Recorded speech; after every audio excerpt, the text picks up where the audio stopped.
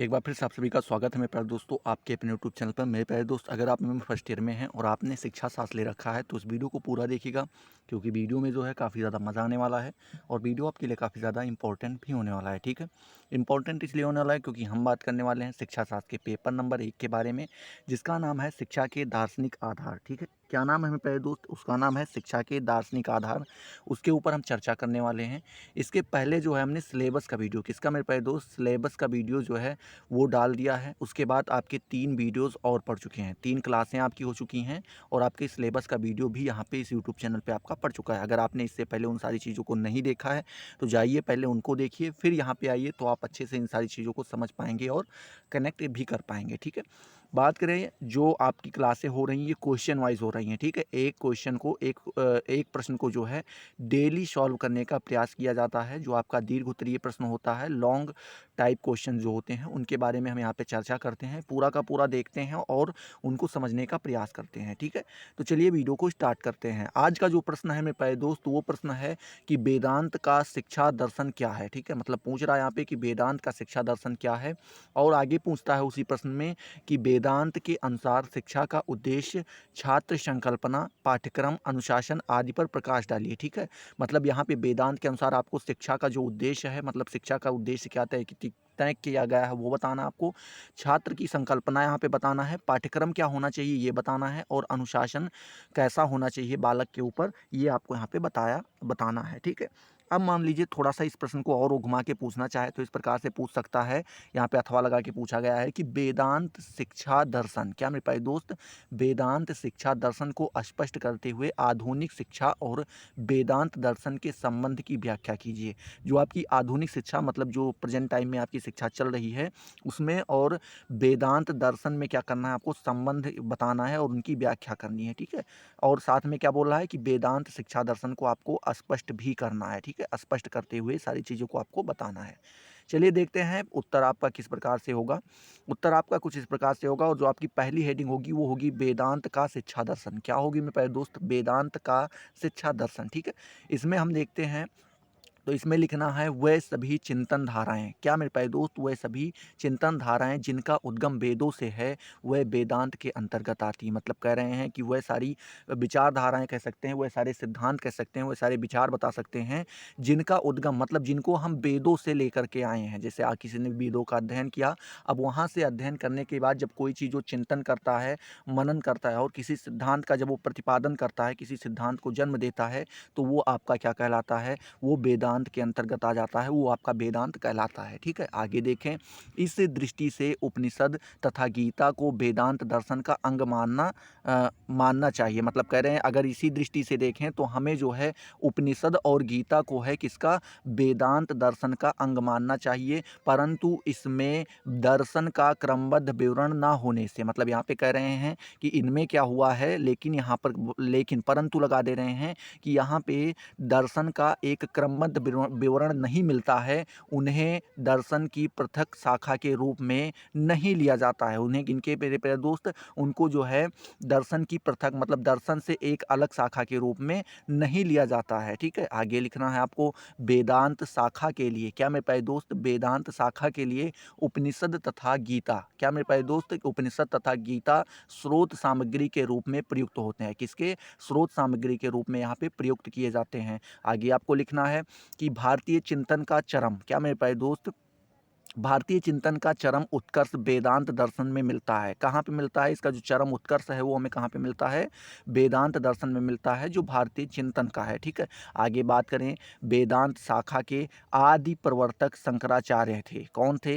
वेदांत शाखा के आदि प्रवर्तक कौन है मेरे प्यारे दोस्त? शंकराचार्य को कहा जाता है। ये आपका क्वेश्चन जो है बहुविकल्पीय के रूप में भी पूछा जा सकता है कि बताइए वेदांत शाखा के आदि प्रवर्तक के रूप में किन्हें जाना जाता है, तो आपको ध्यान में रखना है किसको माना जाता है? शंकराचार्य जी को माना जाता है। ठीक है, आगे आपको लिखना होगा शंकराचार्य का वेदांत दर्शन अद्वैत वेदांत कहलाता है। जो शंकराचार्य द्वारा वेदांत दर्शन लिखा गया है, जिसका प्रतिपादन इन्होंने किया है, उसको हम अद्वैत वेदांत कहते हैं। वेदांत दर्शन की एक शाखा, एक और शाखा विशिष्ट द्वैतवाद, क्या मेरे प्यारे दोस्त? विशिष्ट द्वैत अद्वैतवाद वेदांत है। कौन सी है? इसकी एक शाखा और है जिसको हम विशिष्ट अद्वैतवाद के नाम से जानते हैं। ठीक है, इसके प्रवर्तक कौन है? तो इसके प्रवर्तक जो है श्री रामानुजाचार्य थे। ठीक है, यहाँ पे आपका 2 प्रश्न बना कि आपसे पूछ ले अगर कि अद्वैत दर्शन, अद्वैत वेदांत के प्रवर्तक कौन है, तो आपको बताना होगा शंकराचार्य जी हैं। और आपसे कोई पूछ ले विशिष्ट अद्वैत वेदांत के प्रवर्तक कौन है, तो उनको आपको बताना होगा श्री रामानुजाचार्य थे। ठीक है, आगे आपको लिखना होगा शिक्षा की दृष्टि से, किसके दृष्टि से मेरे प्यारे दोस्त? शिक्षा की दृष्टि से दोनों का अपना महत्वपूर्ण स्थान है।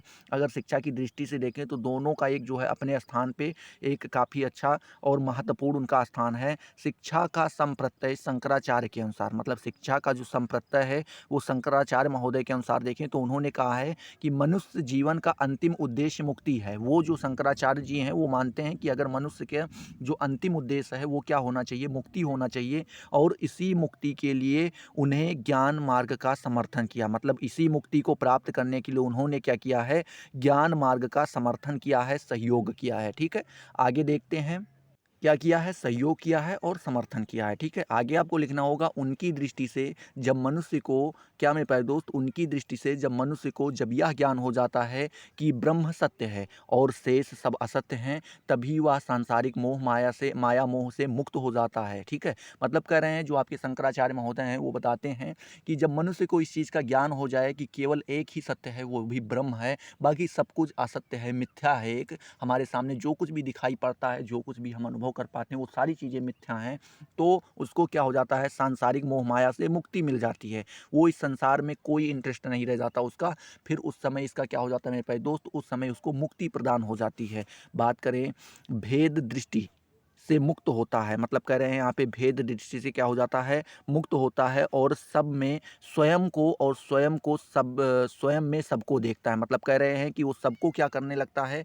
स्वयं को, मतलब सब में स्वयं को देखता है, सभी को, जितने लोगों को देखता है उसमें वो अपने आप को देखता है, और साथ ही स्वयं को, स्वयं में सबको देखता है और अपने आप में ही सबको देखता है। जिसको देखता है कहता है भाई ये तो मेरे ही जैसा है। ठीक है, तो जब उसको इस प्रकार का ज्ञान हो जाता है, इस ज्ञान की प्राप्ति होती है शिक्षा से। और ये जो ज्ञान है आपकी, इसकी प्राप्ति कहाँ से होती है? आपको जो है इसकी प्राप्ति शिक्षा से ही होती है। शिक्षा के विषय में उन्होंने उपनिषदीय विचार, क्या मेरे प्यारे दोस्त, उन्होंने उपनिषदीय विचार का समर्थन किया है। वो उपनिषद का जो विचार है उनके ऊपर, उनका समर्थन करते हुए ये सारी चीज़ें वो बताते हैं। ठीक है, अर्थात यहाँ पे लिखा गया अर्थात सा विद्या या विमुक्ति। ठीक है, उन्होंने ये चीज़ भी कहा है कि सा विद्या या विमुक्ति। चलिए आगे देखते हैं, अगली हेडिंग आपका होगा कि वेदांत के अनुसार, किसके अनुसार मेरे प्यारे दोस्त?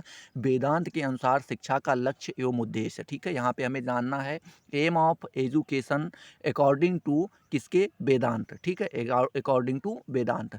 इसमें हम देखते हैं तो वेदांत के अनुसार शिक्षा का एकमात्र लक्ष्य विद्यार्थी को अज्ञान से मुक्त करके उसे ज्ञान की प्राप्ति करवाना है। मतलब कह रहे हैं यहाँ पे जो वेदांत का, अगर हम वेदांत के अकॉर्डिंग देखें तो यहाँ पे हम कह सकते हैं कि जो यहाँ पे शिक्षा का एम जो है, जो उसका लक्ष्य है, वो केवल यही रह जाता है कि जो विद्यार्थी अज्ञानता में जी रहा है उसको क्या करना होता है? उसको ज्ञान प्राप्त करवाना होता है और उसको अज्ञानता से मुक्त कराना होता है। ठीक है, जिससे कि वह विद्या एवं अविद्या के, विद्या एवं अविद्या में विवेकपूर्ण भेद कर सके। मतलब उसको यह पता हो सके कि क्या विद्या है, क्या अविद्या है, उसको वो विवेकपूर्ण, मतलब स्वयं से ही क्या कर सके, उनको, उनके दोनों के बीच में भेद जो है, एक अलगाव उत्पन्न कर सके। ठीक है, आगे लिखा है सत्य एवं मिथ्या का अंतर समझ सके। मतलब क्या सत्य है और क्या झूठा है। झूठा, मिथ्या का मतलब यहाँ पे झूठे से लिया गया है, तो क्या सत्य है क्या झूठ है, इसके बारे में, इनमें भी अंतर वो पैदा कर सके। और अपने आप में निहित, मतलब उसके अंदर जो निहित अनंत ज्ञान व अनंत शक्तियों को पहचान सके।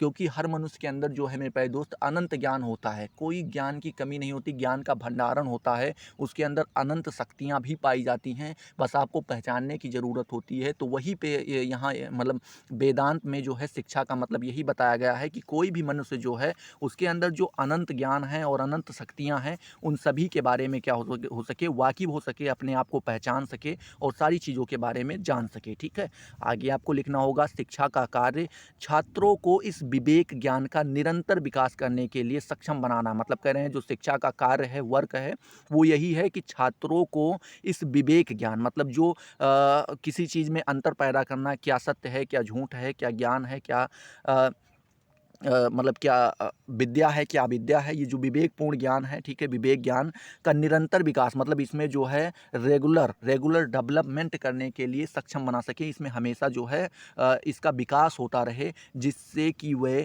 भावी जीवन में अज्ञान से पूर्णतया, क्या मेरे प्यारे दोस्त, जिससे वे क्या कर सकें, जो उनके आने वाला जीवन है, भावी जीवन है, उसमें अज्ञान से पूर्णतया मुक्ति पाकर सद्जीवन बिता सके। तो जो उसका पूरा जीवन है उसमें जब उसके अज्ञानताएं खत्म हो जाती हैं, उसके अंदर जो ज्ञान हो जाता है और वो अपने आप को पहचान लेता है मेरे प्यारे दोस्त, अपनी शक्तियों को पहचान लेता है, अपने ज्ञान को पहचान लेता है, तो उसका जो सारा जीवन है वो आसानी से कटता चला जाता है और उसको जो है लास्ट में मुक्ति की प्राप्ति हो जाती है। ठीक है, आगे देखते हैं। आगे लिखा है कि वेदांत के अनुसार शिक्षा का उद्देश्य, क्या मेरे प्यारे दोस्त, वेदांत के अनुसार शिक्षा का उद्देश्य अज्ञान को ज्ञान की प्रक्रिया के द्वारा शैन दूर करना है। मतलब कह रहे हैं कि जो वेदांत के अनुसार शिक्षा का उद्देश्य है वो क्या है कि अज्ञान को ज्ञान की प्रक्रिया के द्वारा, मतलब जो आप मनुष्य के अंदर कोई भी बालक है उसके अंदर अज्ञानता स्टार्टिंग में भरी होती है, ठीक है, उस अज्ञानता को जो है हम ज्ञान की प्रक्रिया के द्वारा शैन मतलब धीरे धीरे क्या करते हैं, दूर करते हैं और लास्ट में उसको ज्ञानी लाके बना देते हैं। ठीक है, एक अज्ञानी बालक को जब आप ज्ञानी बना देते हैं, वही क्या होती है, आपकी शिक्षा होती है वेदांत के अनुसार। ठीक है, आगे लिखा है मेरे प्यारे दोस्त कि शंकराचार्य के मतानुसार, जो आपके शंकराचार्य महोदय हैं उनके अनुसार देखें तो ब्रह्म ज्ञान प्राप्त करने का अधिकारी वह है जिसने पहले साधन, क्या मेरे प्यारे दोस्त, साधन चतुष्टय प्राप्त कर लिया है। मतलब कह रहे हैं कि जो आपके शंकराचार्य हैं वो बताते हैं कि ब्रह्म ज्ञान प्राप्त करने का वही अधिकारी, मतलब ब्रह्म के ज्ञान की प्राप्ति उसी को हो सकती है जो पहले साधन, मतलब क्या कह रहा है, जिसने पहले साधन चतुष्टय प्राप्त कर लिया है। मतलब यहाँ पे 4 साधन बताए गए हैं, उन 4 साधनों को जो प्राप्त कर लेता है वही क्या करता है, ज्ञान के ब्रह्म ज्ञान को प्राप्त कर पाता है। ठीक है, तो वो 4 साधन आपके कौन कौन से हैं तो देख लेते हैं। पहला प्रथम साधन जो उन्होंने बताया वो कह रहा है कि नित्यानित्य वस्तु विवेक मुमुक्ष के लिए प्रथम आवश्यकता है। मतलब यहाँ पे कह रहे हैं नित्य और अनित्य पदार्थों के बीच विवेकपूर्ण भेद कर सकना। मतलब कह रहे हैं यहाँ पे कि नित्यानित्य वस्तु विवेकपूर्ण सूक्ष्म के लिए प्रथम आवश्यक है नित्य और अनित्य, मतलब जो आपका नित्य पदार्थ हैं, ठीक है, और जो अनित्य पदार्थ हैं, क्या आपके लिए सही है, क्या गलत है। ठीक है, ये चीज़ों के बारे में, सत्य और मिथ्या के बारे में, विद्या और अविद्या के बारे में जब आप विवेकपूर्ण भेद कर पाते हैं, मतलब स्वयं से ही भेद कर ले जाते हैं क्या सही है क्या गलत है, वो पहला चीज़ हो सकना आपके लिए आवश्यक है। दूसरा साधन जो उन्होंने बताया है वो बताया है कि इहा मूत्रार्थ, क्या मेरे प्यारे दोस्त, इहा मूत्रार्थ भोग विरागः, यह मूत्रार्थ भोग विरागः, इसमें लिखा है कि विवेकपूर्ण ज्ञान प्राप्ति के पश्चात तृष्णा का त्याग आवश्यक है। मतलब यहाँ पे कह रहे हैं कि आपको जब ये विवेकपूर्ण ज्ञान की प्राप्ति हो जाती है तो उसके बाद आपको क्या होना, आपकी तृष्णा का त्याग करना होगा। आपकी जो बेकार की इच्छाएं हैं मेरे पास दोस्त, अंदर जो बहुत सारी चीज़ें चल रही हैं उनको आपको क्या करना होगा, त्याग करना होगा। जब आपको विवेक का ज्ञान, विवेकपूर्ण ज्ञान प्राप्त हो जाए तो उसके बाद आपको क्या करना होता है, अपनी इच्छाओं को जो है, जो नकारा इच्छा है, बेकार की इच्छाएं हमारे मन में जो पल रही हैं, उन सारी को क्या करना होता है, त्यागना होता है। आगे यहाँ पे तीसरा साधन उन्हें बताया है कि समदमादि, क्या मेरे पास दोस्त, मदमादि साधन संपन्न।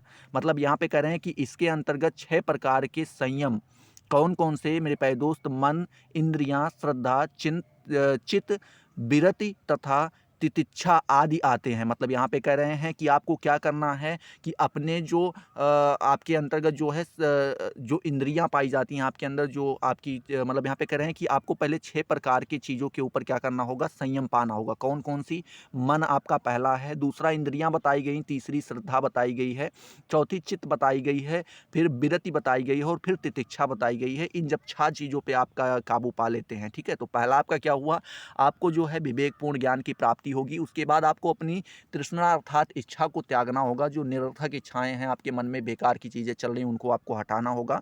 ठीक है, आपके अंदर बहुत सारी जो है आदतें होंगी, उनको त्यागना होगा, जिनसे आपका कोई मतलब नहीं होता, उनको त्यागना होगा।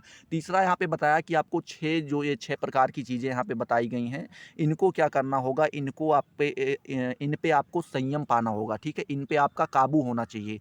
चौथा साधन जो उन्होंने बताया वो बताया मेरे प्यारे दोस्त कि मुमुक्षुत्व, क्या मेरे प्यारे दोस्त, मुमुक्षुत्व इसमें बताया है कि उपयुक्त तीनों को प्राप्त करने के पश्चात साधक को लक्ष्य प्राप्ति के लिए दृढ़ संकल्प करना चाहिए। मतलब कह रहे हैं जब ये तीन चीज़ें आपको प्राप्त हो जाएं तो चौथा साधन आपका यही है कि अब आप क्या हुए, पूर्ण रूप से अपने लक्ष्य को प्राप्त करने के लिए तैयार हो चुके हैं। और आप जब अपने लक्ष्य को प्राप्त करने के लिए तैयार हो चुके हैं तो आपको क्या करना होगा, उसके लिए एक दृढ़ संकल्प करना होगा कि अब मेरा आज से यही एक लक्ष्य रह गया है और कुछ नहीं रह गया है। ये चीज़ आप कहीं पे भी अप्लाई कर सकते हैं, ठीक है? कहीं पे भी किसी एग्ज़ाम को निकालना चाहते हैं, कहीं पे भी, तो आप अपने यहाँ पे मोक्ष के लिए बताया गया, लेकिन आप कहीं पे भी इस चीज़ को कर सकते हैं। जैसे पहले तो आप अपने अंदर समझ पैदा कर लीजिए, बेसिक ज्ञान इकट्ठा कर लीजिए। एग्जाम्पल के तौर पे देख लेते हैं, मान लीजिए आपको यूपीएससी निकालना, तो आप क्या कर लीजिए, बेसिक ज्ञान एनसीईआरटी वगैरह पढ़ लीजिए।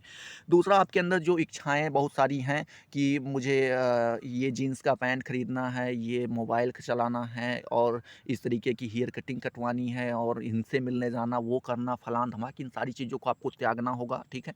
तीसरा, यहाँ पे कह रहे हैं कि आपके ये जो 6 प्रकार की चीज़ बताई गई, यहाँ पे इन 6 पे आपको नियंत्रण करना होगा। पहले मन पे आपको नियंत्रण कर लेना होगा, आपकी इंद्रियों पे आपको नियंत्रण होना चाहिए, श्रद्धा पर, चित्त पर, विरति पर और तितिक्षा पे आपको अपने आप पे नियंत्रण पाना होगा। और जब ये आप 3 चीज़ें प्राप्त कर लें तो आपका एक ही टारगेट हो जाना चाहिए कि पेपर मेरा कब है, और उसी के अनुसार आप उस पे लग सकते हैं, ठीक है? आगे देखते हैं, उपयुक्त साधन चतुष्ट है। क्या मेरे प्यारे दोस्त, उपयुक्त साधन चतुष्ट ही शिक्षा के ध्येय कहे जा सकते हैं। शिक्षा का ध्येय ये कहा जा सकता है जो क्रमशः उत्तरोत्तर मुक्ति की ओर ले जाते हैं। मतलब हमें क्या कह रहा है कि उत्तरोत्तर मुक्ति की ओर, मुक्ति से पहले का जो स्टेज होता है उसकी ओर हमें क्या करते हैं, ले जाते हैं, ठीक है? आगे बात करें, आगे आपकी हेडिंग होगी मेरे प्यारे दोस्त की वेदांतिक आदर्श तथा व्यवहारिक जीवन। वेदांतिक आदर्श और व्यवहारिक जीवन के बारे में देखें तो शिक्षा द्वारा मनुष्य को अविवेकी, क्या मेरे प्यारे दोस्त, शिक्षा द्वारा मनुष्य को अविवेकी पशु जीवन के ऊपर उठाकर चिंतन प्रधान मनुष्य बनाया जाता है। मतलब यहाँ पे कह रहे हैं कि जो शिक्षा होती है इसके द्वारा मनुष्य, मतलब जब तक मनुष्य को शिक्षा नहीं प्राप्त होती तब तक मनुष्य क्या होता है, एक पशु के समान होता है जिसके अंदर सोचने समझने की क्षमता उतना डेवलप नहीं रहती है, ठीक है? तो उसको धीरे धीरे शिक्षा प्राप्त कराई जाती है, उसको ज्ञान दिलाया जाता है और धीरे धीरे अपने जो ये पशु वाला जीवन है इससे उठ करके वो क्या करता है, एक चिंतन प्रधान, मतलब सोचने समझने वाला, क्या सही है क्या गलत है, किसके साथ कैसा बोलना चाहिए, कैसा व्यवहार करना चाहिए, इन सारी चीज़ों के बारे में उसको जानकारी हो पाती है, ठीक है? आगे बात करें, अतः शिक्षा के अभाव में जो पशु तुल्य जीवन है उससे ऊपर उठकर विवेकी जीवन जीने की कला सिखाना ही शिक्षा का उद्देश्य है। यहाँ पे वही की चीज़ ये भी कह रहे हैं कि जो शिक्षा के अभाव में, शिक्षा के बिना जो मनुष्य अपना पशु के समान एक जीवन जी रहा है, उससे जब वो ऊपर उठता है और एक विवेकी जीवन जीने लगता है, क्या सही क्या गलत अपने बारे में जानना लगता है, लोगों से अपना संपर्क अच्छा बनाने लगता है, वही जो सीखता है, जो ये कला है, वही आपकी क्या कहलाती है, शिक्षा का उद्देश्य कहलाती है, ठीक है? आगे बात करें, यही वेदांतिक आदर्श हैं, यही क्या है मेरे प्यारे दोस्त, वेदांतिक आदर्श हैं। वेदांत के अनुसार मनुष्य के लिए प्रेम, एकता, त्याग, निस्वार्थ वृत्ति आदि मूल्य जीवन संघर्ष के आयाम हैं। इनकी ओर उसे अग्रसर होना चाहिए। मनुष्य के अंदर प्रेम पाना चाहिए, मिलना चाहिए। एक जो साधारण मनुष्य होता है उसके अंदर क्या-क्या मिलना चाहिए? पहली बात तो प्रेम होना चाहिए। दूसरी एकता, एकता का मतलब समझ रहे हैं ना कि साथ में जो है कोई काम करने के लिए या कोई चीज़ पा रहे हैं तो आपके अंदर एकता होनी चाहिए, सबको साथ में लेकर चलने वाला। त्याग होना चाहिए, अगर कहीं पे आपसे मान लीजिए आपको कहीं पे कोई चीज़ छोड़ना भी पड़ा तो आराम से आप उन चीज़ों को छोड़ पाएँ। निस्वार्थ होने चाहिए, हर जगह पे स्वार्थ नहीं होना चाहिए और आपके अंदर वृत्ति होनी चाहिए, ठीक है? ये जो ये मूल्य जीवन संघर्ष के आयाम है, मतलब कह रहे हैं ये हमारे जीवन में जो आप संघर्ष करते हैं तो उसमें जो है आपके ये काम आते हैं, ठीक है? आगे बात करें, जो अगली हेडिंग आपकी है वो है कि वेदांत तथा छात्र संकल्पना। क्या है मेरे प्यारे दोस्त? वेदांत तथा छात्र संकल्पना। इसमें देखें तो अद्वैत वेदांत के अनुसार इस दृष्टि के पीछे, क्या मेरे प्यारे दोस्त, अद्वैत वेदांत के अनुसार इस दृष्टि के पीछे एकमात्र सत्य ब्रह्म है, ठीक है? वेद अद्वैत जो वेदांत है उसके अनुसार देखें तो हमारी जो दृष्टि के पीछे है वो एकमात्र है, क्या है? एकमात्र सत्य है, क्या है? ब्रह्म है। बाकी सब क्या है? एक मिथ्या है, एक झूठ है, एक असत्य है, ठीक है? इस सृष्टि तथा ये अनेक प्राणी हमारे अज्ञान, एक मिनट, अज्ञान जनित ठीक है।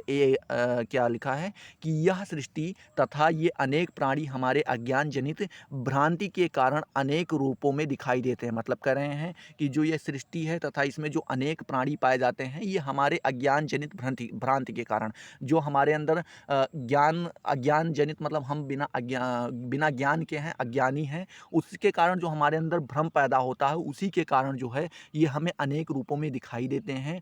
इस भ्रांति को उत्पन्न करने वाला तत्व ब्रह्म के संदर्भ में अविद्या है। मतलब कह रहे हैं कि जो ये हमारे मन में एक भ्रांति उत्पन्न कर रहा है, जो हम लोगों को भ्रम कर रहा है, अनेक रूपों में दिखाई दे रहा है, इसका मात्र एक कारण है ब्रह्म के अनुसार अगर देखें तो उन्होंने ब्रह्म के संदर्भ में देखें तो जो हमको मतलब क्या कर रहा है, भ्रम कर रहा है, जो तत्व हमको भ्रम कर रहा है, उसका नाम क्या है मेरे प्यारे दोस्त? अविद्या। ठीक है। जो जिसके पास विद्या नहीं है वही क्या है? भ्रमित है।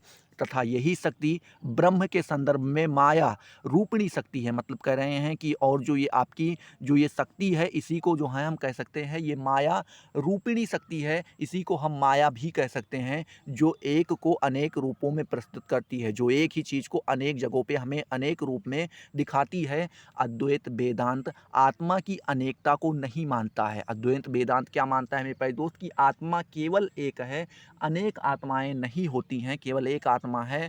दूसरे शब्दों में कक्षा में दिखाई देने वाले सभी छात्रों में एक ही आत्मा का वास है। वो मानता है कि कोई भी कक्षा अगर आप देख रहे हैं जहाँ पे बैठ के बहुत सारे बच्चे पढ़ रहे हैं, तो वहाँ पे जितने भी बच्चे हैं मेरे प्यारे दोस्त, उनकी आत्माएं एक हैं, ना कि अनेक हैं। ठीक है। ऐसा नहीं है कि राहुल के पास दूसरी आत्मा है और मोहन के पास दूसरी आत्मा है, सभी की आत्माएं क्या हैं? एक हैं। ठीक है। आगे बात करें, हमें उनमें जो भिन्नता दिखाई देती है, मतलब हमें जो उनमें भिन्नता मतलब अलगाव दिखाई देता है, वह मेरे प्यारे दोस्त, वह लिखा है यहाँ पे कि वह ब्रह्म, वह क्या है मेरे प्यारे दोस्त? भ्रम है। ठीक है। आगे बात करें, अध्यापक को जो अनेकताएं अपने छात्र में दिखाई देती हैं, वह भी उसके ज्ञान की अपूर्णता के कारण है। जो अध्यापक अद्वैत विचारधारा को स्वीकार करता है, उसे सभी छात्र समान रूप से दिखाई देते हैं। उन सभी में वह एक आत्मा का दर्शन करता है। मतलब कह रहे हैं कि कुछ ऐसे अध्यापक होते हैं, कुछ ऐसे टीचर्स होते हैं जो बच्चों में भेदभाव दे करते हैं, उनको एक तरीके के बच्चे नहीं दिखाई पड़ते, उनको लगता है कि सभी बच्चे अलग अलग हैं, उनकी आत्माएं अलग अलग हैं। ठीक है। यहाँ पे तो उनका क्या है मेरे प्यारे दोस्त? उनके पास ज्ञान की अपूर्णता है, उनके पास पूर्ण रूप से ज्ञान प्राप्ति नहीं हुई है, वो आधा ही पढ़े हैं, आधा ही जानते हैं ज्ञान के बारे में। ठीक है। इसी के कारण से उनको सारी चीज़ें अलग दिखाई देने लगती हैं। जो अद्वैत विचारधारा को क्या कर लेता है मेरे प्यारे दोस्त? तो स्वीकार करता है अध्यापक, उसको सभी छात्र समान रूप से दिखाई देते हैं, सभी छात्र एक तरीके से दिखाई देते हैं। उन सभी वे मतलब उन सभी में वह क्या करता है? एक आत्मा का दर्शन करता है, वो सभी छात्रों को समान रूपों से देखता है। ठीक है। आगे देखते हैं, अद्वैत वेदांत के अनुसार प्रत्येक बालक अनंत ज्ञान और अनंत शक्तियों का भंडार है। जो अद्वैत वेदांत है वो कहता है कि जो भी बालक है उसके अंदर जो है अनंत शक्तियाँ पाई जाती हैं, अनंत ज्ञान पाए जाते हैं, अनंत शक्ति और अनंत ज्ञान का भंडार है उन सभी के अंदर। बात करें कर्म जनित फल, क्या मैं प्यारे दोस्त? कर्म जनित फल के कारण उनमें शारीरिक, ऐन्द्रिक, मानसिक और बौद्धिक भिन्नताएं दिखाई देती हैं, जो शिक्षक के ज्ञान बढ़ने पर कम हो जाती हैं तथा एकता शेष रह जाती है। मतलब कह रहे हैं कि आपको जो शारीरिक भिन्नता लोगों के अंदर दिखाई पड़ती है, उसकी बॉडी जो है दूसरे तरीके से, इसका रंग अलग है, इसका रंग अलग है। ठीक है। ऐन्द्रिक और उसके बाद मानसिक, उनके जो सोचने समझने की क्षमता है वो भी थोड़ा थोड़ा अलग आपको जो दिखाई देती है। बौद्धिक क्षमताएं आपको अलग अलग दिखाई देती हैं। ये भिन्नताएं जब आपको दिखाई पड़ती हैं, ये केवल आपको अज्ञानता के कारण दिखाई देती हैं। जैसे जैसे आपके ज्ञान बढ़ते हैं, उसी प्रकार ये आपकी जो भिन्नताएं हैं ये धीरे धीरे क्या हो जाती हैं? कम हो जाती हैं और एकता शेष रह जाती है। बस सब आपको सारे बालक एक जैसे दिखाई देने लगते हैं। ठीक है। आगे बात करें, व्यवहारिक दृष्टि से जीवों से क्या मेरे पास दोस्त? व्यवहारिक दृष्टि से देखें तो जीवों से भिन्न किसी सृजनकर्ता, क्या मैं पहले दोस्त?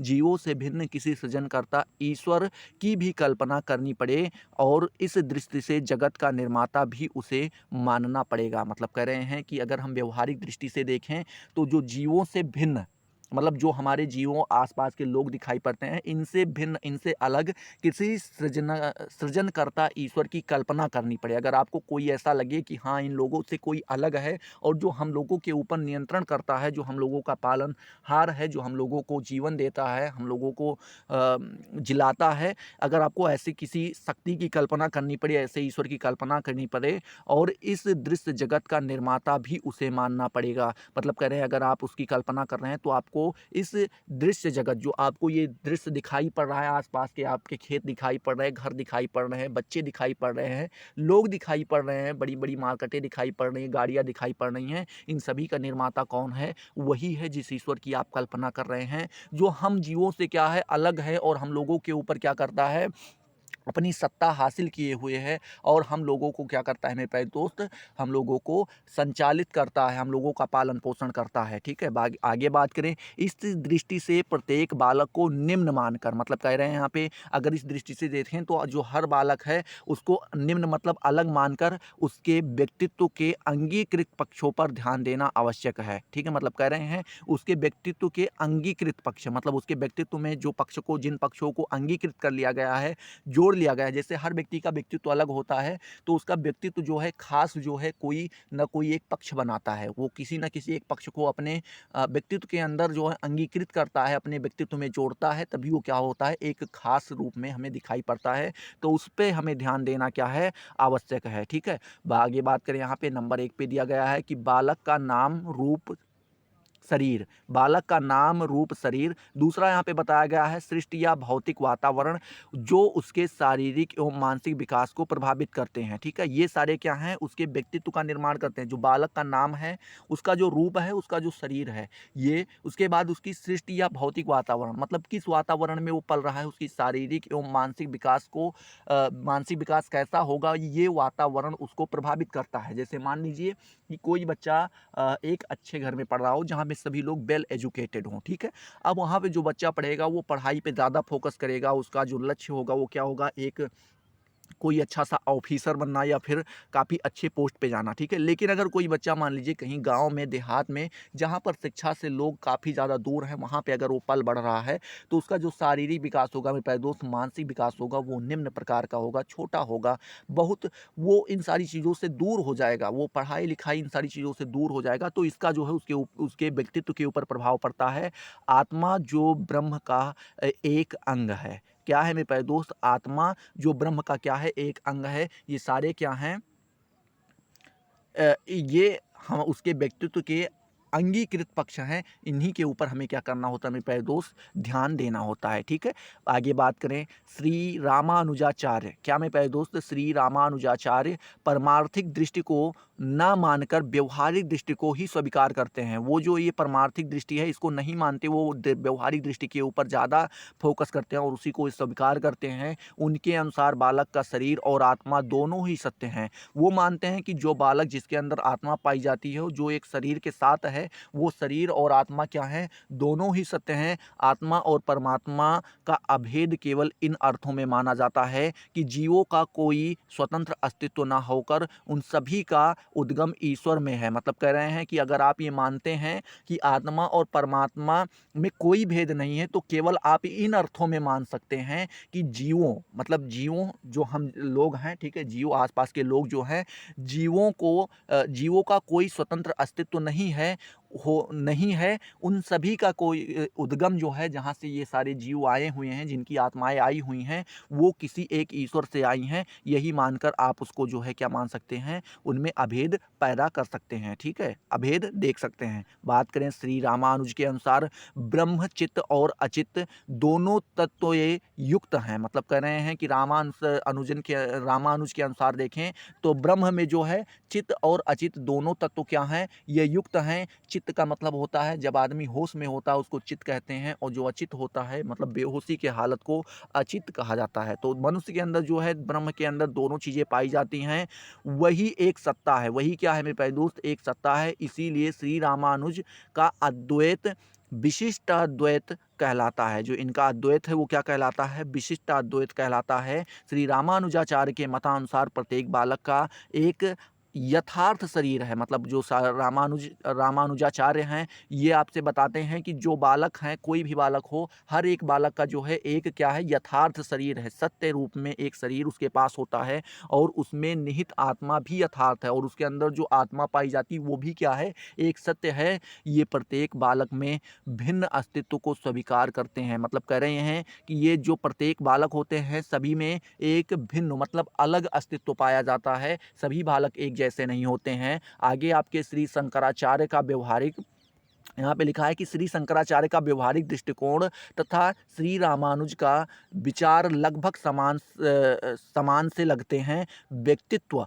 संरचना की दृष्टि से दोनों के विचारों का मतैक्य पाया जाता है। मतलब कह रहे हैं कि जो आपके शंकराचार्य महोदय हैं और जो आपके रामानुज जी हैं, इनका जो विचार है ये आपको लगभग थोड़ा बहुत सेम देखने को मिलता होगा, थोड़ा बहुत सेम देखने को मिलता होगा। और जो व्यक्तित्व की संरचना है, इस दृष्टि से देखें तो इनका दोनों का विचार जो है क्या है, मतैक्य है। मतलब दोनों का मत एक ही है, ये दोनों लोग एक ही चीज को स्वीकार करते हैं। आगे बात करें अद्वैत वेदांत इस मनोवैज्ञानिक चोल को पंच इंद्रियों, पंच कर्मेंद्रियों, मनस तथा बुद्धि से निर्मित मानता है। जो अद्वैत वेदांत है मेरे प्यारे दोस्त, वो क्या मानता है, अद्वैत वेदांत इस मनोवैज्ञानिक चोल मतलब जो हमारा एक शरीर जो है, इसको जो है कहाँ से मानता है, वो मानता है कि किसी भी शरीर के लिए 5 ज्ञानेंद्रियों की आवश्यकता होती है, 5 कर्मेंद्रियों की और मनस की आवश्यकता होती है। ठीक है, मनस तथा बुद्धि से निर्मित होते हैं, इन सारी चीज़ों की आवश्यकता होती है। शरीर तथा इंद्रियों का नियन नियंता जीव है। मतलब कह रहे हैं कि जो शरीर और आपकी इंद्रियां हैं, इसका नियंता मतलब इसको संचालन करने वाला कौन है, आपका वो जीव है जो कर्म और कर्ता तथा कर्म फलों का भोगता है। वो क्या करता है, आपके जो कर्म करते हैं और वो जो आपसे कर्म करवाता है, उनसे जो प्राप्त फल है उनको वो भोगता है। अगर आपके कर्म बुरे हैं तो आपको बुरे परिणाम मिलेंगे, उसको भी आपका शरीर, आपका जीव ही भोगेगा। और जो आपको गलत सही का परिणाम करेंगे, सही फल मिलेगा, उसको भी आपका शरीर और आपका जीव ही क्या करेगा मेरे प्यारे दोस्त, भोग करेगा। ठीक है, आगे बात करें विशिष्ट विशिष्ट अद्वैत द्वारा प्रतिपादित छात्र संकल्पना अधिक व्यवहारिक तथा लोकतंत्र के अनुरूप दिखाई देती है। मतलब कह रहे हैं जो विशिष्ट अद्वैत द्वारा प्रतिपादित किया गया है छात्र संकल्पना, ये अधिक व्यवहारिक दिखाई पड़ती है तथा लोकतंत्र के अनुसार क्या दिखाई पड़ती है, लोकतंत्र के अनुरूप मतलब लोकतंत्र से मिलती जुलती हमें दिखाई पड़ती है। विशिष्ट अद्वैत द्वारा विवेचित छात्र संबंधित संकल्पना, क्या मेरे प्यारे दोस्त, विशिष्ट अद्वैत द्वारा विवेचित, ठीक है, बनाई गई जो छात्र संबंधित संकल्पना है को निम्न विशिष्टताएं लोकतंत्र द्वारा अनुमोदित होती हैं। पहली कौन सी यहाँ पे बताई गई है, पहला बताया गया है कि प्रत्येक छात्र का स्वतंत्र अस्तित्व है। ठीक है, ये माना गया है, किसमें माना गया मेरे प्यारे दोस्त, विशिष्ट अद्वैत के अंतर्गत माना गया है कि जो प्रत्येक छात्र होता है उसका एक स्वतंत्र अस्तित्व होता है।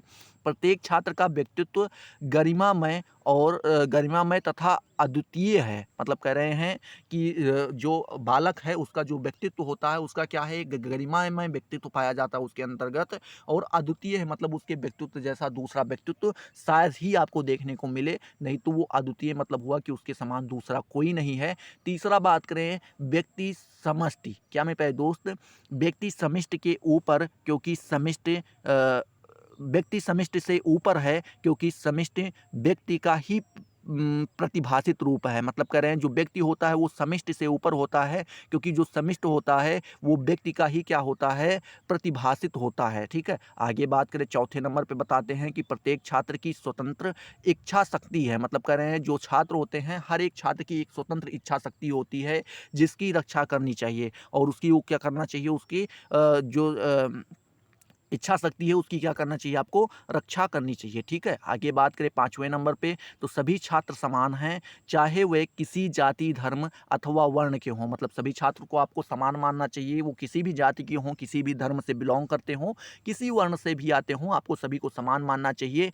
शरीर इंद्रियां मन तथा बुद्धि संबंधी जो असमानताएं दिखाई देती हैं वे कर्म जनित हैं। मतलब कह रहे हैं कि जो आपको शरीर में भिन्नताएं दिखाई पड़ती हैं, इंद्रियों में भिन्नताएं दिखाई पड़ते हैं, मन में बुद्धि में जो भिन्नताएं दिखाई पड़ती हैं, असमानताएं दिखाई पड़ती हैं, वो क्या है, कर्म जनित हैं। उसके कर्म के अनुसार वो सारी चीज़ें उसको मिली हैं, परंतु जाति धर्म देश भाषा आदि की असमानताएं मतलब बाह्य एवं मनुष्य निर्मित है। कह रहे हैं कि जो आपकी जाति, धर्म, देश और भाषा संबंधित असमानताएँ, भिन्नताएँ जो पाई जाती हैं, ये बाह्य एवं मनुष्य द्वारा निर्मित है। मतलब ये बाहरी दुनिया में मनुष्यों द्वारा बनाई गई हैं, जिन्हें मनुष्य की सहायता से मिटाया जा सकता है, और इसको अगर आप मिटाना चाहें तो आप मनुष्य की सहायता से ही इन सारी चीज़ों को आप मिटा सकते हैं। ठीक है? आगे बात करें, छठा नंबर आपका यहाँ पे आ जाता है मेरे प्यारे दोस्त, कि प्रत्येक व्यक्ति आगे बढ़ सकता है। जितने भी व्यक्ति हैं वो क्या हो सकते हैं? आगे बढ़ सकता है। विकास को अनंत संभावनाएं प्रत्येक व्यक्ति में है। मतलब कह रहे हैं कि जो विकास की अनंत संभावनाएं, मतलब एक संभावना नहीं पाई जाती, अनंत बहुत सारी संभावनाएं पाई जाती हैं विकास के। किसी भी मनुष्य के अंदर जो अंदर जो है विकास की जो है बहुत सारी अनंत संभावनाएं पाई जाती हैं। वो कहीं से भी डेवलप कर सकता है। ठीक है? आगे बात करें तो वेदांत में शिक्षक के गुण तथा अपेक्षाएं, ये आपकी अगली हेडिंग होगी कि वेदांत में जो है शिक्षक के क्या गुण होने चाहिए और उनसे क्या अपेक्षाएं रखनी चाहिए, इनके बारे में हम चर्चा करेंगे। ठीक है? बात करें अद्वैत वेदांत के अनुसार शिक्षक ऐसा होना चाहिए जिसमें सत्ता की अनुभूति कर लेनी हो। ठीक है? मतलब कह रहे हैं यहाँ पे कि तथा जो स्वयं जीवन मुक्त हो। मतलब यहाँ पे कह रहे हैं कि वेदांत, अद्वैत वेदांत के अनुसार अगर देखें तो शिक्षक हमें कुछ इस प्रकार से चाहिए कि जिसमें सत्ता की अनुभूति हो। वो एक टीचर है, उसको इस चीज़ का एहसास होना चाहिए। ठीक है? अनुभूति कर ली हो, तथा मतलब स्वयं को जो उसने मुक्ति के रास्ते पे ले आया हो और स्वयं मुक्ति प्राप्ति की ओर हो। ठीक है? आगे बात करें, जो स्वयं जीवन मुक्त हो, वो अपने आस पड़ोस, सामने सामने की मोह मायों से दूर हो चुका हो। ठीक है? वो अपना एक स्वतंत्र जीवन व्यतीत कर रहा हो, जिससे वो सीधे मुक्ति की ओर रास्ते पे हो। ठीक है? आगे बात करें, श्री रामानुज के अनुसार अध्यापक में पूर्ण ज्ञानी होने की अपेक्षा करना उचित नहीं होगा। मतलब कह रहे हैं कि अध्यापक को अगर आप पूर्ण ज्ञानी सोचें, कि कोई भी अध्यापक हो वो पूर्ण रूप ज्ञानी हो, उसको सारा चीज़ आता हो, तो ऐसा करना आपके लिए उचित नहीं है, उचित नहीं है। ठीक है? क्योंकि कोई भी टीचर पूर्ण ज्ञानी नहीं हो सकता। उसके अंदर सारे ज्ञान किसी भी सब्जेक्ट के कोई भी टीचर ये नहीं कह सकता कि आप यहाँ से हमसे कहीं से भी कुछ भी पूछ लो, क्योंकि कोई भी चीज़ हो उसका क्षेत्र सीमित नहीं होता। कुछ ना कुछ चीज़ें, नई नई चीज़ें जुड़ती रहती हैं। ठीक है? आगे बात करें, परंतु वह अपूर्ण होते हुए भी शिक्षार्थी की अपेक्षा अधिक पूर्ण है। मतलब कह रहे हैं कि इस दृष्टि से अगर हम देखें, यहाँ पे कह रहे हैं कि अगर हम इस दृष्टि से देखें कि कोई भी टीचर पूर्ण ज्ञानी नहीं होता है, तो इस दृष्टि से हम कह सकते हैं कि वो कोई भी टीचर अपूर्ण होता है। मतलब कोई भी टीचर वो अपूर्ण होता है, पूर्ण तो नहीं होता है। लेकिन अगर देखें तो शिक्षार्थी की अपेक्षा, जो शिक्षा ग्रहण करने आता है, विद्यार्थी या शिक्षार्थी जिसे कह सकते हैं, उसके अपेक्षा क्या होता है? अधिक पूर्ण होता है। वो उससे ज़्यादा जानता है, तभी वो क्या है? एक टीचर है। ठीक है? आगे बात करें, ज्ञान और आचार, क्या मेरे प्यारे दोस्त, ज्ञान तथा आचार की दृष्टि से इसे इतना पूर्ण होना चाहिए कि विद्यार्थी उसे ज्ञान के साक्षात रूप में स्वीकार कर सके। मतलब कह रहे हैं उस टीचर के अंदर ज्ञान और आचार की दृष्टि से देखें तो इतना पूर्ण होना चाहिए, उसके अंदर इतने ज्ञान मिलने चाहिए, इतने आचार मिलने चाहिए कि विद्यार्थी उसे ज्ञान के साक्षात रूप में, मतलब उसको देखने के बाद लगे कि हाँ ये टीचर है, अध्यापक है।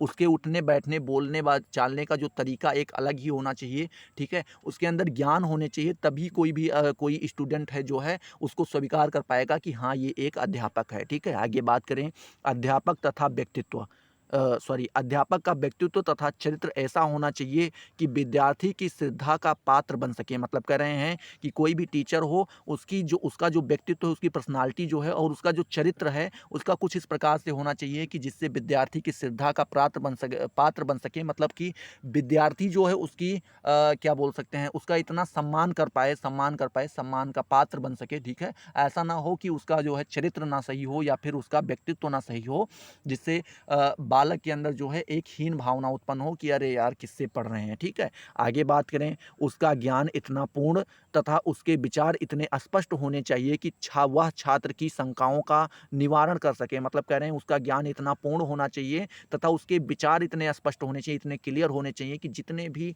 वहाँ पे छात्र बैठे हैं सभी की शंकाएं जो हैं उसके बोलने के बाद वो सारी शंकाएं दूर हो जाएं। ठीक है? आगे बात करें, वेदांत मत के अनुसार, क्या मेरे प्यारे दोस्त, वेदांत मत के अनुसार शिक्षा प्राप्त करने के लिए किसी को गुरु बनाना अनिवार्य है। मतलब कह रहे हैं कि आप वेदांत के मत के अनुसार अगर देखें तो अगर आप शिक्षा प्राप्ति के लिए किसी को भी गुरु बनाते हैं तो आप बना सकते हैं।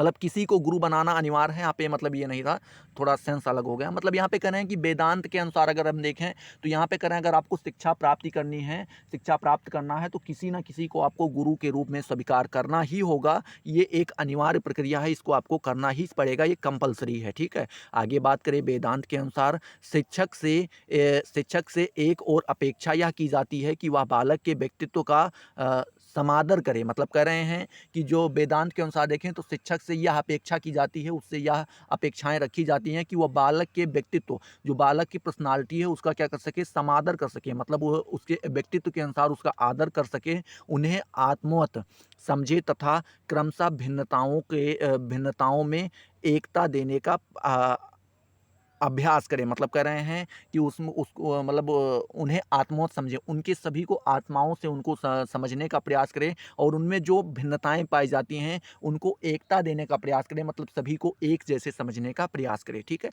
अगली आपकी जो हेडिंग होगी वो होगी मेरे प्यारे दोस्त वेदांत तथा शिक्षण प्रक्रिया, ठीक है। वेदांत देखेंगे और उसके साथ शिक्षण प्रक्रिया, हमारा जो टीचिंग मेथड है वो किस प्रकार से होना चाहिए वेदांत में हम देखेंगे।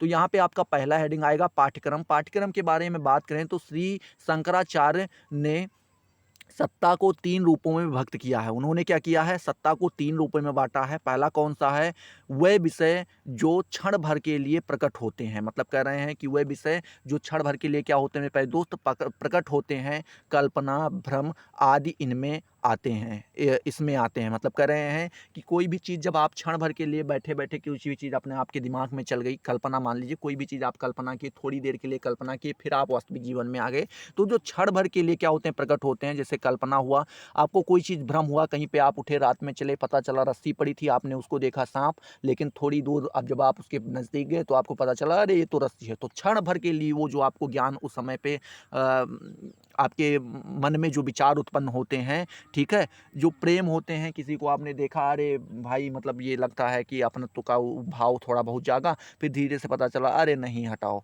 फिर जो ये क्षण भर का जो ज्ञान होता है, ये पहला उन्होंने बताया है। दूसरा बताते हैं वह विषय जो व्यवहारिक जगत में दिखाई देते हैं। क्या करते हैं, हमारे व्यवहारिक जगत में देखें तो वो दिखाई देते हैं, नित्य प्राप्ति के व्यवहार में आने वाली वस्तुएं, घटनाएं आदि इनमें आती हैं। मतलब कह रहे हैं कि जो आपको रोज काम आती हैं, जैसे मान लीजिए आप नहाने जाते हैं तो साबुन बाल्टी वगैरह का प्रयोग करते हैं, चलते हैं तो आप किसी साधन का प्रयोग करते हैं, जूता चप्पल कपड़ा किसी भी चीज़ को ले लीजिए, कंघी वगैरह को, तो ये सारी जो वस्तुएं हैं आपके सामने, जो घटनाएं होती हैं जो रोज़ दिखाई देती हैं, ये दूसरा बताया गया है।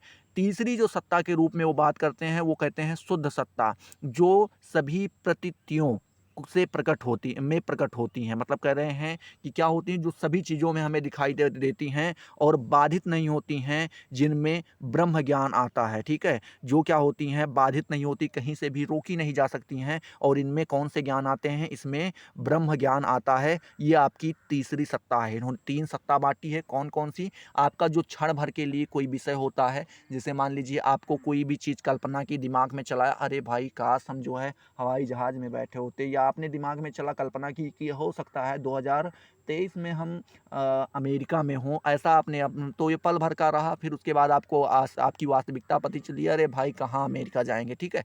ये हुआ, भ्रम हुआ, ये सारा हुआ। तो जो क्षण भर के लिए कोई विषय आपके दिमाग में आता है वो पहली सत्ता होती है। दूसरी सत्ता के बाद में उन्होंने जो बात की वो क्या है कि व्यवहारिक जगत में देने वाली चीज़ें, ठीक है। मान लीजिए आप कुर्सी सोफा बेड पे बैठे हैं, वो सारी चीज़ें हो गई।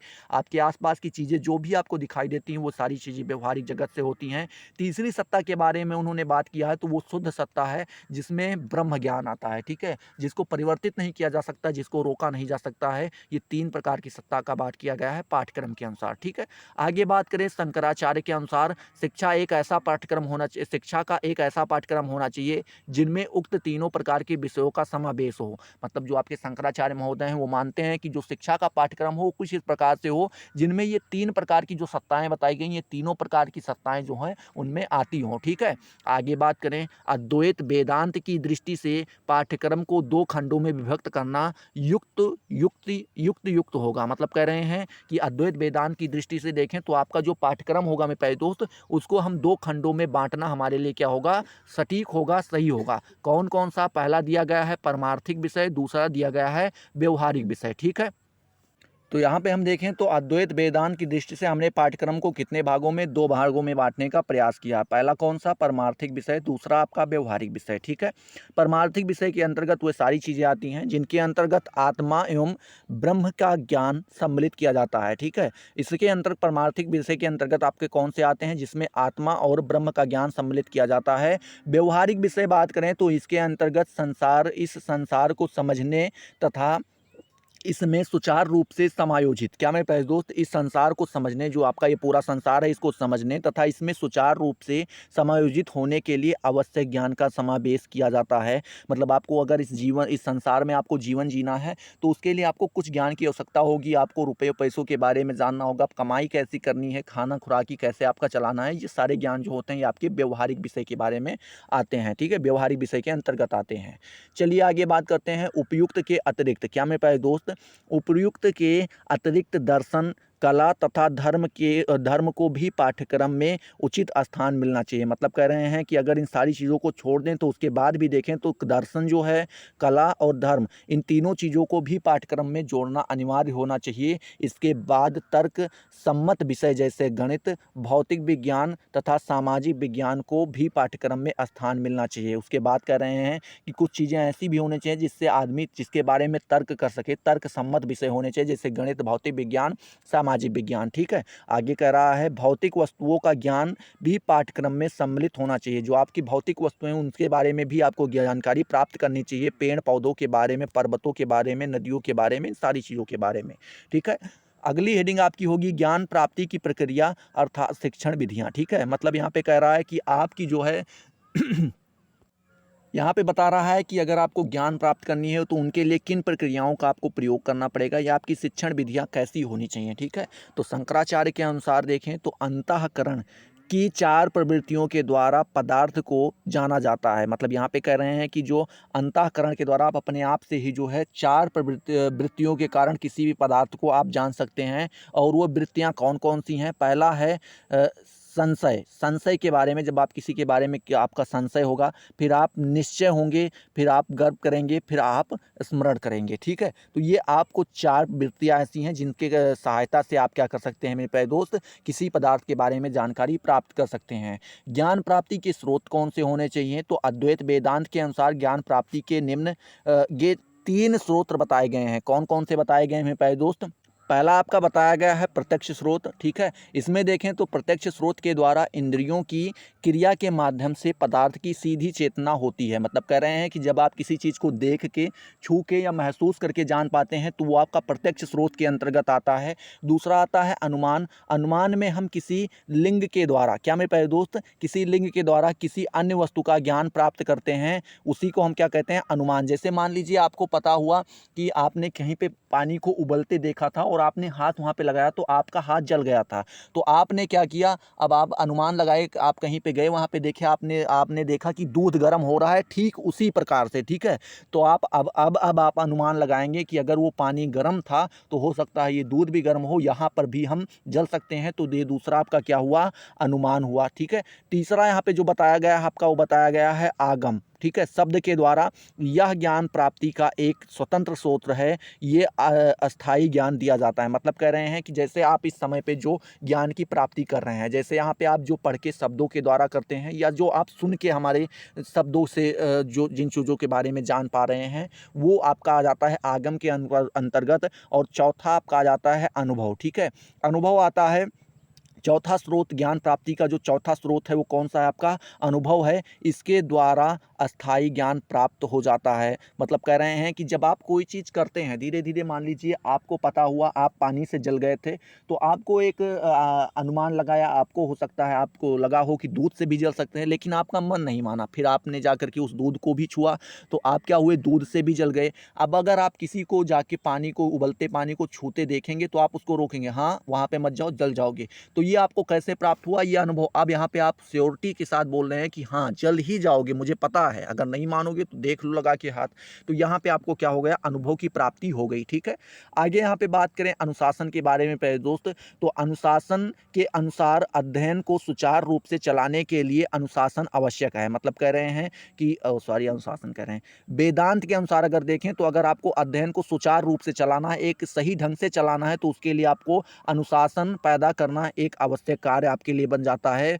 तब तक मन संयमित ना हो, जब तक मन संयमित ना हो तब तक एकाग्रता नहीं पाई आ पाती, ठीक है। और बिना एकाग्रता के अध्ययन संभव नहीं है। वेदांत में बाल प्रकृति की 4 अवस्थाओं की विवेचन किया गया है, ठीक है। यहाँ पे मतलब ये कह रहे हैं कि जब तक मन संयमित ना हो, मतलब आपका मन आपके काबू में ना हो, तब तक आपका जो है आप में एकाग्रता नहीं पाई जाएगी, आप कहीं पे जो है रुक नहीं पाएंगे। आगे बात करें, जब आपके अंदर एकाग्रता नहीं पाई जाएगी तो आपका अध्ययन संभव नहीं होगा, आप किसी भी चीज़ के बारे में अध्ययन नहीं कर पाएंगे, उसके बारे में ज्ञान प्राप्त नहीं कर पाएंगे। और वेदांत में बाल प्रकृति की 4 अवस्थाओं का वर्णन किया है। यहाँ पे 4 अवस्थाएं बताई हैं बाल प्रकृति। पहली अवस्था क्या बताया है? पहली अवस्था को क्षिप्त कहते हैं। क्या कहते हैं मेरे प्यारे दोस्त? पहली अवस्था को क्षिप्त कहते हैं। इसमें अवधान इधर उधर बंटता है, मतलब ध्यान यहाँ पे लिखना चाहिए था तो अवधान लिखे हैं। तो पहले अवस्था को क्या कहते हैं? क्षिप्त अवस्था। इसमें क्या होता है? आपका जो ध्यान होता है कभी इधर हो गया कभी उधर हो गया, मतलब आप पढ़ने बैठे तो आपको दुनिया भर की बातें याद आ रही कि अरे उसने मैसेज किया था, हमने रिप्लाई नहीं किया, उनका फ़ोन आया था, उन्होंने कहा था कि बाज़ार जाना है और उनकी दवा लाना था, ये दुनिया भर उन्होंने हमको ऐसा कहा था। तो ये दुनिया भर की बातें जब आपको याद आने लगी तो आप समझ लीजिए आपको क्या क्या हो गई, आप क्षिप्त अवस्था में है, ठीक है। दूसरी अवस्था उन्होंने बताया है विक्षिप्त अवस्था। इनमें इंद्रियों पर सीमित नियंत्रण होता है, मतलब यहाँ पे आपकी इंद्रियों पर जो है आपको सीमित, मतलब हिसाब से, अरे मतलब मान लीजिए बैठे थे, आपको लगा कि जो है पानी पीना चाहिए, तो आपको लगा अरे थोड़ी देर रुक के पिएंगे, मतलब सीमित पिएंगे पानी, ये तो सत्य है, लेकिन कि थोड़ी देर रुक के, मतलब आपके अंदर जो है सीमित वो पाई जाने लगी, नियंत्रण आपके अंदर सीमित नियंत्रण पाया जाने लगा, वो भी इंद्रियों के ऊपर, ठीक है। तीसरी अवस्था के बारे में जो उन्होंने बात किया है उसका मतलब है, उसको कहते हैं मुधा कहलाती हैं। तीसरी अवस्था क्या कहलाती है? मुधा कहलाती है मेरे प्यारे दोस्त। इसमें क्या मेरे प्यारे दोस्त, तीसरी अवस्था मेरे प्यारे दोस्त कौन सी अवस्था कहलाई है? तो तीसरी अवस्था आपकी मुधा अवस्था कहलाई है, ठीक है। इसमें ध्यान को कुछ समय तक केंद्रित किया जाता है, मतलब कह रहे हैं कि इसमें आपका जो ध्यान है वो कुछ समय तक क्या होने लगता है? केंद्रित होने लगता है। और जो चौथी अवस्था की वो बात करते हैं उसको एकाग्रता होती है, ठीक है।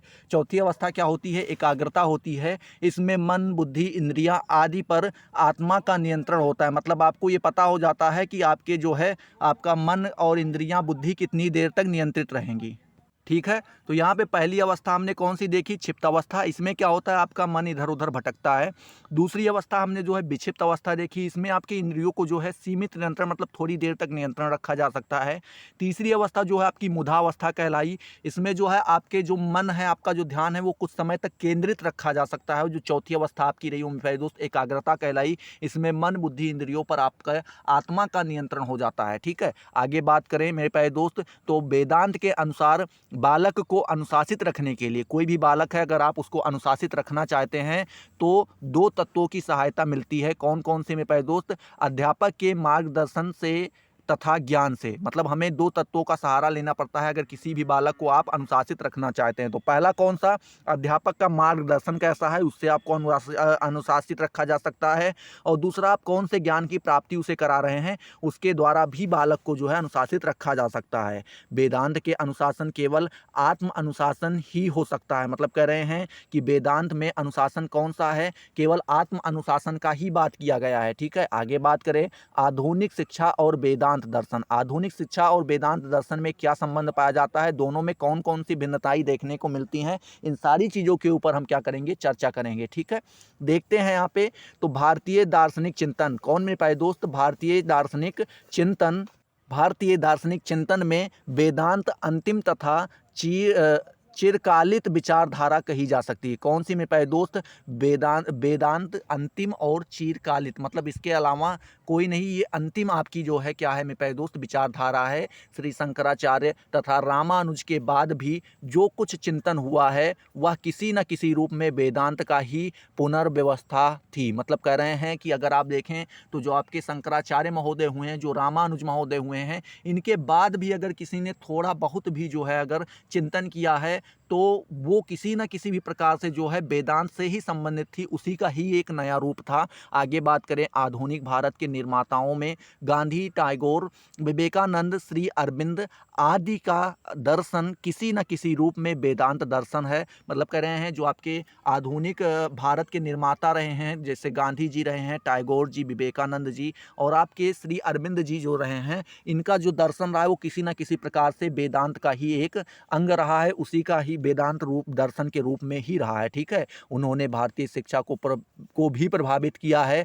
अतः इसे वेदांतिक प्रभाव भी मानना चाहिए। मतलब कह रहे हैं कि जो आपके भारतीय शिक्षा पर वर्तमान समय में या आधुनिक समय में प्रभाव देखने को मिलता है, वो आप एक तरीके से कह सकते हैं वो वेदांत का ही एक प्रभाव है। ठीक है, आगे बात करें वेदांत जीवन को श्रेष्ठतर बनाने के लिए। क्या मेरे प्यारे दोस्त, आपका जो वेदांत जीवन है उसको अगर आप श्रेष्ठतर बनाना चाहते हैं तो व्यक्तित्व के रूपांतरण पर बल देता है। जो आपका वेदांत जीवन को सर्वश्रेष्ठ बनाने के लिए व्यक्तित्व के रूपांतरण, मतलब आपके अपने व्यक्तित्व में जो है परिवर्तन लाना होगा, इस पे यहाँ पे बल दिया गया है। शिक्षा का आदर्श मनुष्य को उसकी पाशविक प्रवृत्तियों से मुक्त करके, क्या मैं पाए दो, जो शिक्षा का आदर्श है वो मनुष्य को उसकी पाशविक प्रवृत्ति, उसके अंदर जो पशुओं वाली प्रवृत्ति पाई जाती, वृत्तियाँ पाई जाती है, उससे मुक्त करके उसे सही अर्थों में मनोचित, क्या मानवोचित गुणों के से युक्त करना है। मतलब कह रहे हैं मतलब उसके अंदर जो है पाशविक शक्तियाँ जो पाई जाती हैं,